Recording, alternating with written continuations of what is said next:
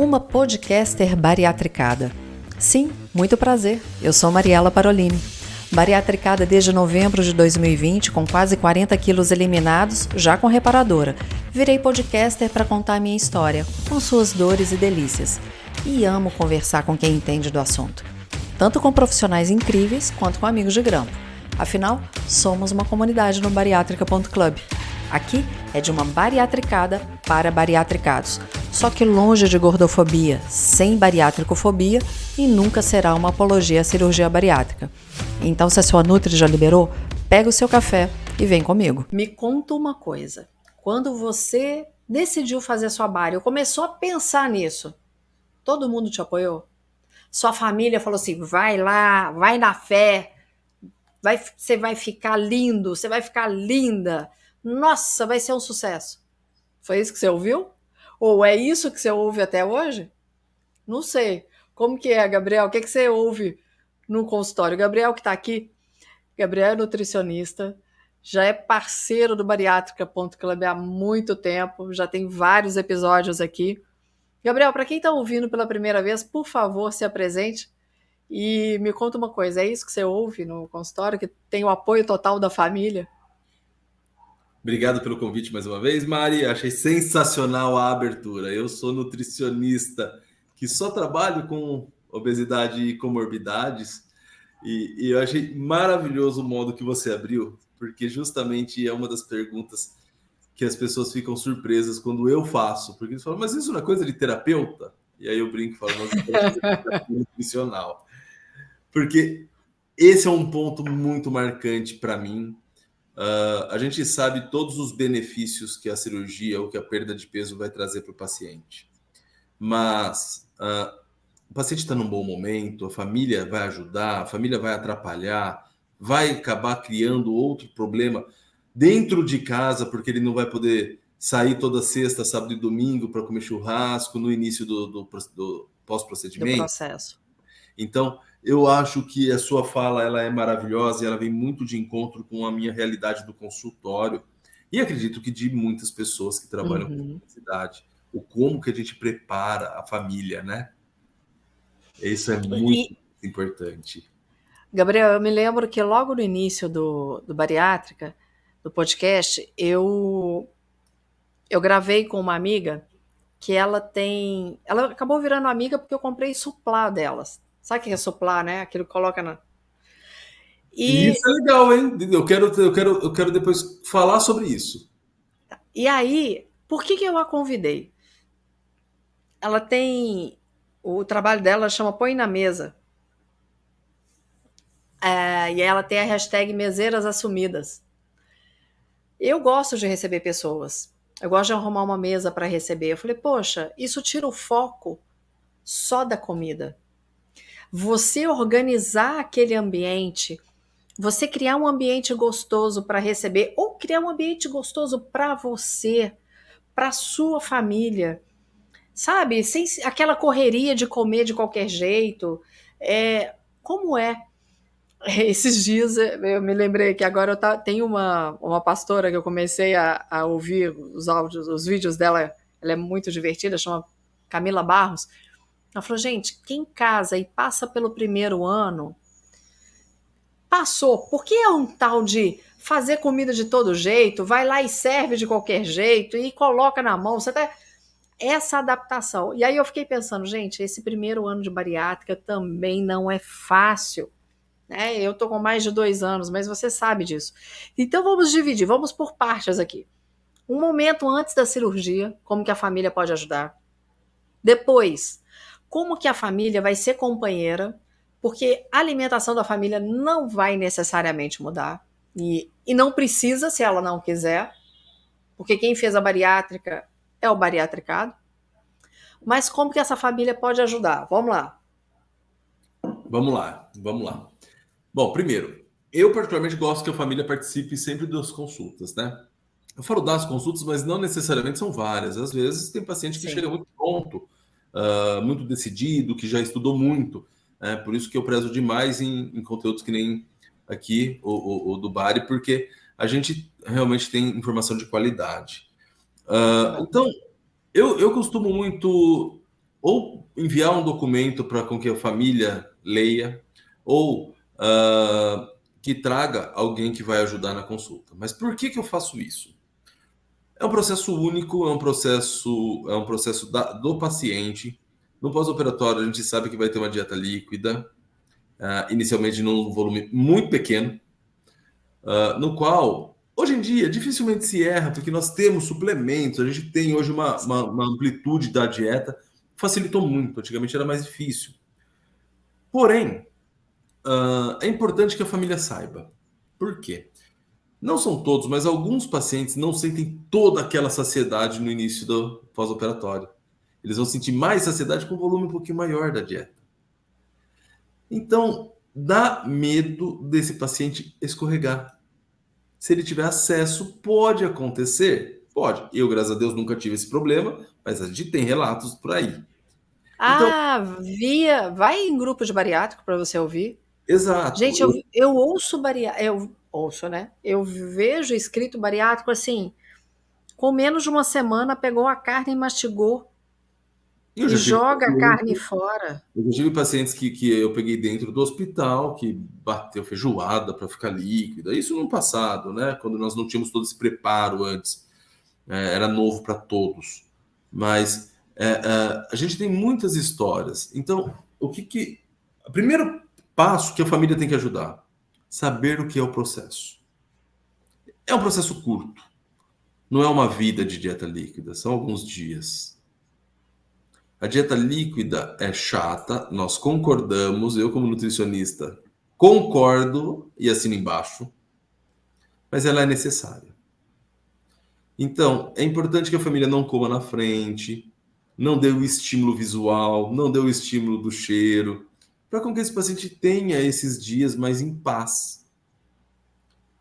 Passado essa fase, Deixa eu fazer um comentário, Gabriel. Eu não sei se você sabe, se eu já comentei com você o que aconteceu comigo. Você sabe que nós tínhamos uma padaria em Araxá, né? Hoje eu moro em Belo Horizonte, mas tínhamos uma padaria em Araxá. E nessa época a gente ainda trazia muita coisa da padaria. Hoje nós vendemos a padaria, não temos mais, mas na época a gente ainda trazia muita coisa. Então eu operei numa quarta. No sábado, a minha tia e a minha mãe vieram aqui para casa para passar o fim de semana. E o que a gente gosta de fazer? Jogar buraco, né? E ir beliscando. Ah, e tem uma tia que é médica que também veio me visitar. Então imagina, operei na quarta, saí na quinta, isso era um sábado. O que Emílio fez? Pegou biscoito enrolado de queijo, que eu amo, assou. Pão de milho, que eu amo, assou. Broa, assou. Pão de queijo, assou. Bolo, assou. todos os estímulos maravilhosos que o mineiro consegue fazer na nossa vida. Mas assim, foi de sacanagem? Não foi. Havia visitas em casa. Pelo E contrário, ele fez para agradar a visita que estava te distraindo. Não passou pela cabeça isso, dele que ele poderia estar atrapalhando. o processo é meu. Esse é o ponto maravilhoso, Mari. Eu acho que é por isso que eu gosto da família antes, para a gente poder discutir. O processo é dele, mas a gente pode facilitar. Deixa para sofrer quando ele puder sair um pouquinho do esquema, não agora no começo. Se ele tiver que sofrer, ele sofra, mas quando ele tem uma margem de segurança, e se acontecer alguma caca, não tem problema, né? Que seja E uma caca, outra, um entalo, que seja só de um dumping, né? e outra, você vai comer um pouquinho de doce? Você vai comer isso? É aonde eu acho que vale a pena a gente pensar nessa evolução. A gente falou um pouquinho sobre essa fase inicial, que é bom não dar muito estímulo para os pacientes, porque, poxa vida, ele não vai deixar de gostar, ele só vai aprender a controlar. Então, Exato. é bom numa fase inicial, onde ele não aprendeu, porque ele está começando a entender o que é saciedade. É bom que ele não tenha esse estímulo tão grande. Por isso, a família tem que entender o processo. Mas na segunda parte, eu acho que é onde a família tem que estar mais junto, porque quando o paciente já passou dessa fase líquida pastosa e está começando a ter convivência, que é ali que eu acho que a família tem que estar junto, principalmente para quem é casado ou se tem um relacionamento, mora junto, que é ali que tem o passo a passo que a gente deve apoiar quem operou. Olha, você falou aqui, aprender o que é saciedade. Eu estava pensando muito a respeito disso outro dia, Gabriel. Porque o que, que a pessoa com obesidade faz? Ela se empanturra. E se Ela ela não sabe, sente ela sente, isso, ela sente cheio, né? Ela não sabe o que é saciedade, né? não, e tem que encher, né? Senão ainda vai guardar a comida, vai beliscar, porque não encheu, né? E aí a diferença de estar cheio e estar saciado. Como é engraçado, né? Outro dia, porque ainda tem, a gente passa por umas outras coisas, né, Gabriel? Tem dia que cabe mais, tem dia que cabe menos. Tem dia que você fala assim, meu Deus, eu vou perder essa cirurgia, porque você tá comendo até pé de mesa. E tem dia que fala assim, meu estômago fechou, porque não passa nem água. É muito engraçado isso. E outro dia eu tava comendo algo normal, comi minha salada, até hoje eu tô comendo, Gabriel, eu não consigo passar dos 140 gramas na hora do almoço, até hoje. Mas isso é uma Mas tô forma com de meus. às vezes é uma Mas forma de defesa boa. tudo bem, deixa essa defesa aqui. Mas meus exames estão bons, entendeu? Então, o dia que eu forço, ontem, por exemplo, eu tentei comer um pouquinho mais, dá ruim. Mas teve um dia que eu fui comer. Eu lembro, eu vou te contar o porquê que eu sei. Eu gravei um vídeo para o TikTok. Esse vídeo tá com mais de 30 mil visualizações. Que eu falei assim: vômito e gosma de alien. E falei do que aconteceu comigo. O que foi? Eu comi salada, ovo de codorna e um escondidinho de batata doce com carne de porco. Eu pus tudo para fora. Começou aquela gosma de alho e eu comi muito menos do que normalmente eu como. Aqui, só de falar ainda volta. De Arrepi- lembrar, eu tô arrepiada. Nesse dia bateu ruim. Tudo eu gosto de absolutamente tudo, mas nesse dia bateu ruim. E aí as pessoas comentando como isso é comum. E algumas pessoas estão assim: ah, mas o que, que é isso? As pessoas não têm essa noção da saciedade. E aí eu fico vendo as pessoas, e a gente tem que, como uma pessoa com obesidade, entender que às vezes a família vai comer muito, você não, porque não vai caber. Você falou de um ponto que veio puxando toda a história, e para mim é extremamente claro. A pessoa come, come, come, leva para casa, guarda para comer depois, porque ela só consegue parar quando ela fica empanzinada, né? Até eu falava assim, eu tô arrotando o choco, que você começa a arrotar aquele arroto fedido, né, de tanto que você comeu. Iniciou o processo de digestão no estômago, né? Assim, tá errado isso. Não deu tempo de começar a sair, e aí tá fermentando já no estômago. E eu achei muito boa a sua fala, viu, Mário? Porque é justamente esse o ponto. A gente tem que aprender saciedade. Quem não faz esse trabalho de identificação da saciedade tem uma probabilidade de errar com mais frequência lá na frente. Mas o errar não que necessariamente ele vai ganhar peso, tá? Não é isso. Mas é errar de passar mal e ficar passando mal e começar a pegar medo, ter preconceito de alguns alimentos, que ele chama de aversão, né? E aí para de comer, né? Ele fala, poxa vida, agora que você operou, que você está livre para poder comer, você está com medo, né? Então, Gente, tem que tomar cuidado com essa evolução, né? Tem que ser bem discutido. E esse é um ponto que eu acho que a família faz muita parte, porque uma das perguntas que eu faço muito no consultório antes do paciente operar é, então eu estou dando um exemplo aqui de uma pessoa casada, tá? Fala, tá. quantas vezes por semana vocês fazem festa ou têm amigos em casa? Aí, sei lá, o fulano fala quatro. Né? Um sexta-noite, um sábado, almoço e jantar, e o domingo. Vai. Então, quatro refeições das 14, né? Faz com amigos, tipo festa. E aí eu falo, vem cá, como é que é isso? Aí eu tento entender um pouquinho. Aí, normalmente é um pouco de exagero, porque fica períodos longos comendo, às vezes tem muito álcool. E aí você fala, vem cá, mas por um período, você está disposto a montar um prato para você não errar e não ficar passando mal na frente dos colegas? Aí a pessoa fica refletindo, vai, então. Ah, Gabriel, eu tenho medo de errar. Então tá bom. Sua companheira estaria disposta a ajudar nesse momento? Ah, mas como que ela vai ajudar? Vamos montar um prato junto para a gente ter uma ideia do volume? Vamos tirar uma foto? Ah, vamos dar um talher de sobremesa para ele comer sem que ninguém perceba? Essa é uma ajuda familiar. Vai ter uma coisa que eu gosto muito depois? Vai. Vamos comer um pouco menos para poder comer tudo ali e caber? Essa estratégia parece ser simples, mas é que quem não é Nossa. operado ou quem não está saciado não consegue fazer. E quem tem a saciedade, faz isso, participa da festa, come normal, com autocontrole, não passa mal, ele sai realizado. E isso deixa o relacionamento muito mais forte, porque realmente é companheirismo. Olha, você disse uma coisa que para mim puxa uma outra, só que eu vou fazer uma pausa, a gente vai falar sobre isso no segundo bloco, que é a questão de companheirismo. Só um pouquinho que a gente já volta.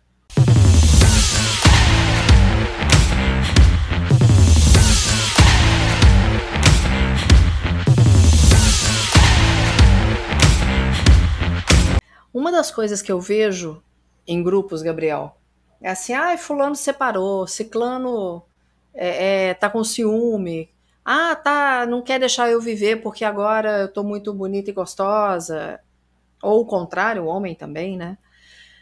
E eu sempre digo o seguinte, é um trabalho que é feito em conjunto com o cônjuge, com o parceiro, com a parceira.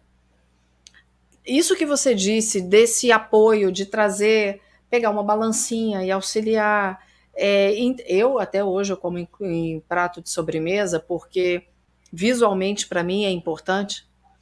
Então, toda vez que vão arrumar para mim, o prato de sobremesa tá lá. O prato é igual ao de todos, mas o meu é de sobremesa, né? Então, esse companheirismo, esse carinho da família faz com que haja uma união. Outro dia eu fiz um meetup aqui, em BH, e tava o meu marido, a, a minha caçula, o mais velho não foi porque não pôde, porque estava trabalhando, e a que era a namorada do meu filho, na época, estava lá ajudando. Todo mundo acaba se envolvendo no projeto, porque é um projeto de vida. E eu ia te falar que eu queria falar um pouco quando você falou sobre o suplá. Não é porque você come menos que você tem que montar um prato feio, você não pode sentar à mesa. Não é. É ali o papel da família, em não criticar e não apontar.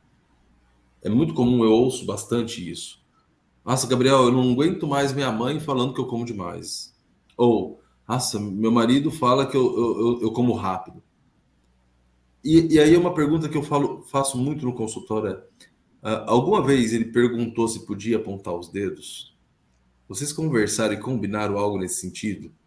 Porque até hoje você nunca me falou que ele te chamou para fazer uma caminhada. Então é muito interessante. O processo é meu, mas você faz parte. Uhum. Então não é só seu. Se a família não souber como cobrar, só vai criar atrito. E é onde mora, no meu ponto de vista, mora muito conflito que as pessoas erroneamente colocam a culpa na cirurgia. Saiu um trabalho faz pouco tempo mostrando que esse número de separação não é real, porque o número de casamentos também é muito alto no pós-operatório. Ah, E boa. isso é muito importante se falar. Por quê? Eu posso estar ali atendendo um casal que um operou, e o outro não está podendo ajudar, não tem uma negociação real, então não é um casal, né? Ninguém está cedendo nada. E aí se separa. Mas essa pessoa que operou, talvez ela está com a autoestima tão elevada que ela fala, poxa vida, eu pedi por tantas vezes e ele não enxergou. Pode ter ciúmes ali no meio que motivou? Pode, mas a grande realidade não é que estão em vidas separadas, já estavam desconectados. É.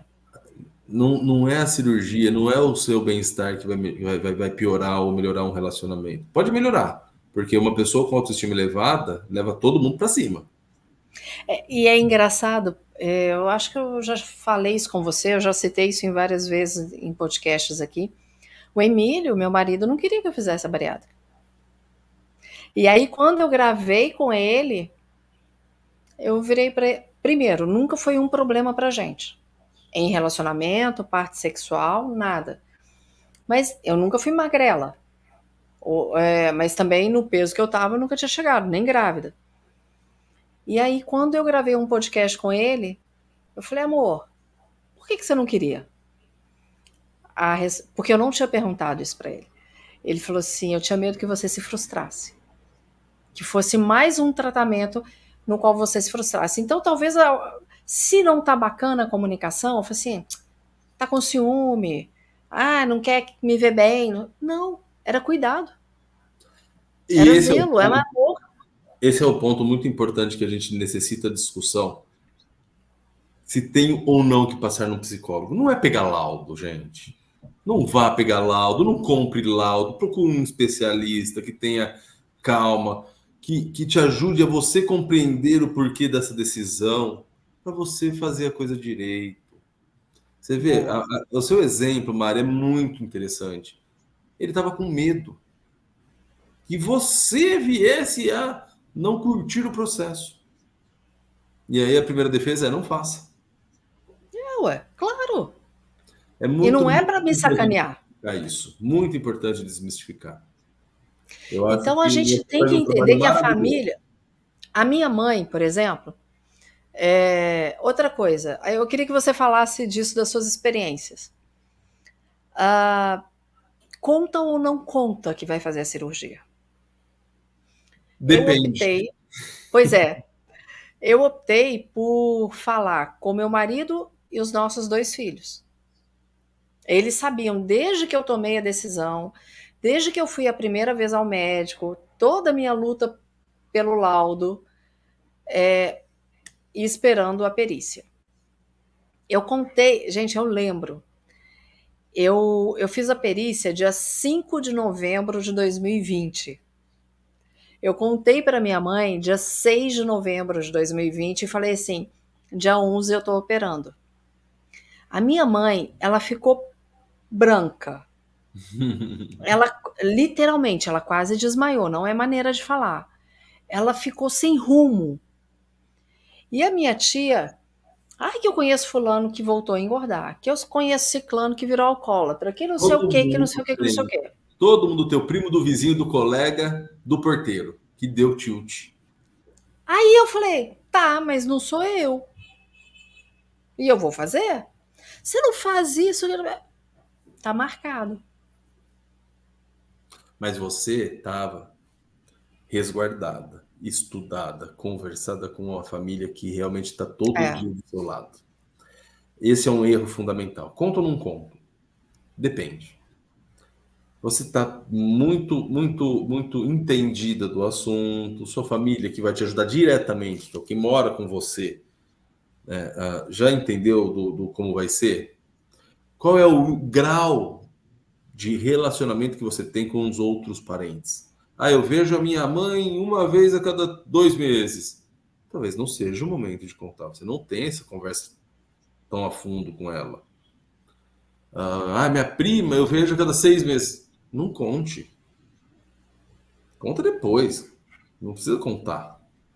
Porque ela não vai fazer nada de diferente, de impactante no seu dia a dia.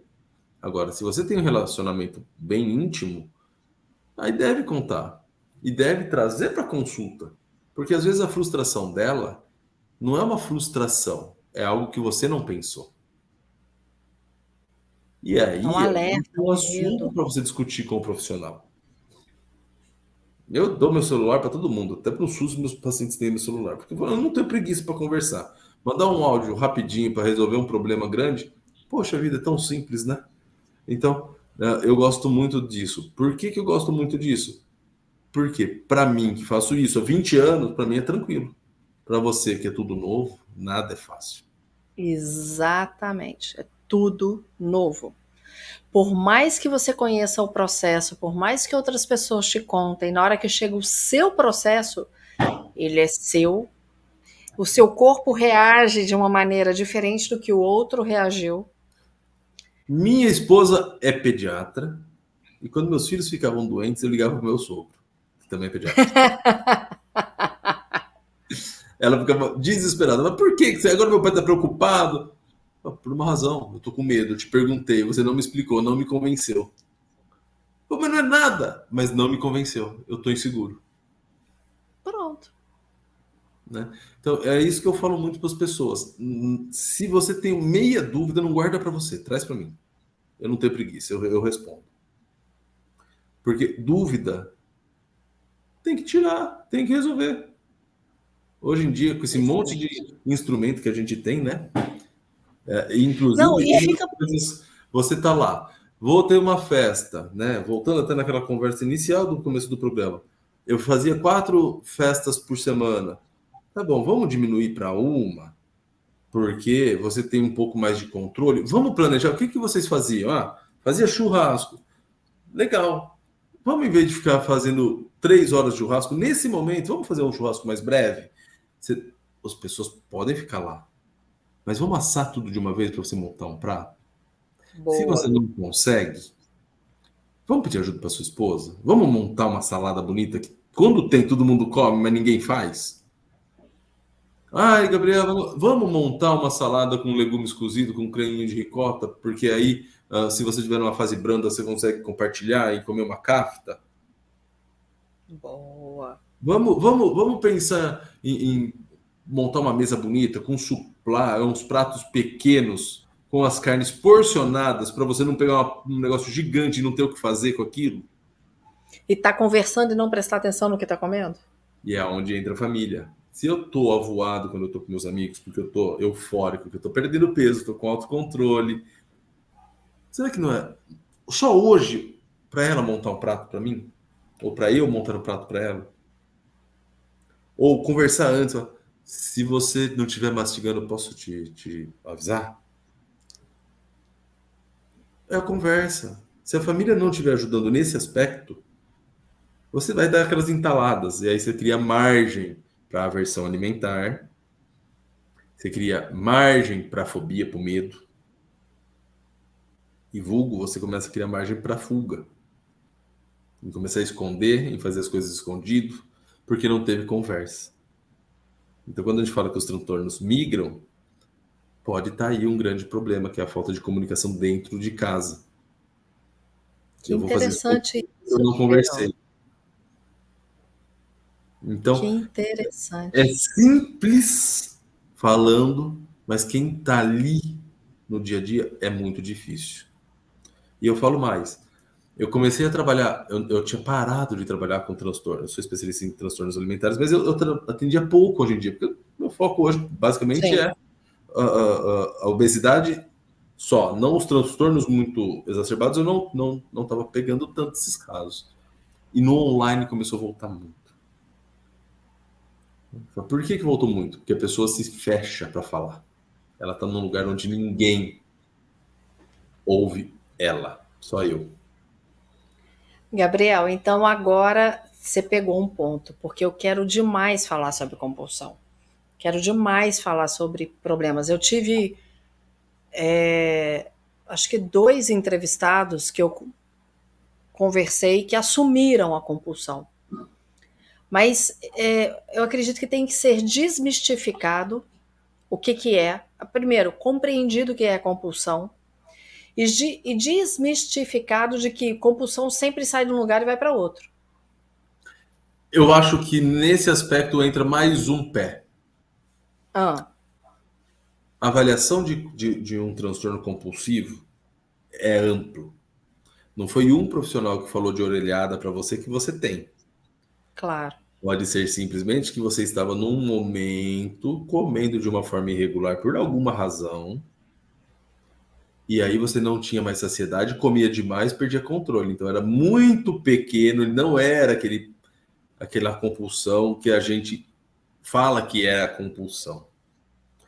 Não fecha o critério para o diagnóstico. E isso é muito importante, porque eu recebo quase que todos os dias paciente falando, Gabriel, eu sou compulsivo. Aí você vai conversar e fala, minha filha, você é compulsivo porque você come um bombom 3 vezes por semana? Mas você não está entendendo o que é compulsão, meu amigo. Então a gente vai fechar esse parênteses aqui, porque eu quero um episódio só para falar disso. Você topa? Eu topo. Eu acho Então, muito ótimo. importante, muito importante. Porque eu já vi em grupo de bariátrica assim, gente, estou compulsivo por chocolate. Eu recebo todo dia, Mari, uma dessa. Pois é grupo de bariátrica, então você não tem noção. Gente, como que vocês me orientam? Eu estou compulsiva por chocolate, estou compulsivo por doce de leite, né? E por aí vai. Mas, Gabriel, eu queria que você deixasse uma mensagem aqui para os bariátricos e para os familiares, porque o bariátrico vai ouvir esse episódio e vai pedir o familiar, a família para escutar. Eu acho que a primeira coisa, você está incomodada com o seu peso e falhou já em outros procedimentos? Vai conversar com um profissional, leva a família junto para ter uma discussão real. Segunda coisa, está estudando sobre cirurgia? Por que o seu parceiro ou sua parceira não vai estar junto? É uma mudança que inicialmente vai impactar ele também. Então vocês não vão sair para comer 3 vezes na semana, não vai pedir todo dia fast food. Vai chegar um momento que você vai voltar, vai ter liberdade, fique tranquilo. Mas como impacta, é importante vocês todos estarem conectados. Outra coisa que é muito importante, vai voltar a ter festa, pessoal, mas muito mais controlado e muito mais organizado. E talvez nessa fase onde você vai começar a conhecer como é que é o comportamento na festa, você precisa da ajuda do parceiro ou da parceira. Combinado nunca é caro. Combinado é, se eu não mastigar bem, você me dá um toque. Se eu passar do ponto, você me dá um toque. Se eu estiver abusando de algum alimento e não comer um pouquinho da distribuição que a gente conversou lá com o nutricionista, você me dá um toque. Vamos conversar. A conversa é barata e resolve tudo. Oh. Não faça escondido. Faça uma coisa assertiva. Não é o último tratamento, mas que seja o último tratamento. Então Boa. vamos fazer o passo a passo certinho. E pessoal, no Brasil tem muito profissional bom. Tem bastante gente boa. Tem psicólogo, terapeuta, fono, cirurgião, clínico, endócrino. Tem muita gente boa. Você vai encontrar alguém. Não, e com certeza. Olha, Gabriel, é sempre uma delícia conversar com você. Eu quero que a gente grave logo esse episódio do Compulsão. Falar essa questão de família para mim é muito caro, né? Porque eu prezo muito isso. Tenho certeza que quem está ouvindo também. E para quem quiser seguir o Gabriel, gente, tá aqui, ó, aqui embaixo, @gabriel.caironunes. Você quer deixar mais algum contato? Não, eu acesso pouco, mas se tiver dúvida, até temas para a gente poder abordar, pode mandar para a gente. Sempre é um prazer. Eu não me incomodo nem um pouco, pelo contrário, é um privilégio estar aqui com o pessoal que faz um trabalho tão bem feito, que leva informação de qualidade, né? Porque só tem profissional bom aqui, hein? Olha, se eu estivesse na faculdade, eu ia estudar aqui, porque, ó, você traz uma turma aí boa. Então, é gostoso. Graças a Deus. E fica. E quem ouve gosta, né? Isso que é gostoso de quem ouve tá gostando e tá surtindo efeito, e essa é a ideia. Mas obrigada, Gabriel, mais uma vez, e a gente vai terminar a gravação, mas eu já vou combinar com você que dia que a gente vai falar de compulsão e a gente já deixa isso aqui combinado com o pessoal, tá bom? Obrigada gente. mais uma vez. Obrigado, Mari. Para você que está aqui mais uma vez acompanhando esse episódio, muito, muito, muito obrigada. Mostra para sua família. Compartilha com a sua família. Compartilha com família de bariatricado que você conhece. Tenho certeza que vai ajudar demais. Eu estou te esperando no próximo episódio, mas lembra de seguir @bariatrica.club, @café com Mariela Parolini, @gabriel.caironunes. Te espero no próximo episódio, tá? Um beijo e Deus te abençoe. Gostou? Então clica para seguir e aproveita para compartilhar. Tem sugestão de algum assunto? Só encaminhar nas nossas redes sociais que nós vamos atrás de um profissional top para falar a respeito. Eu te espero no próximo episódio. Já deixa o seu café ou a sua água preparados.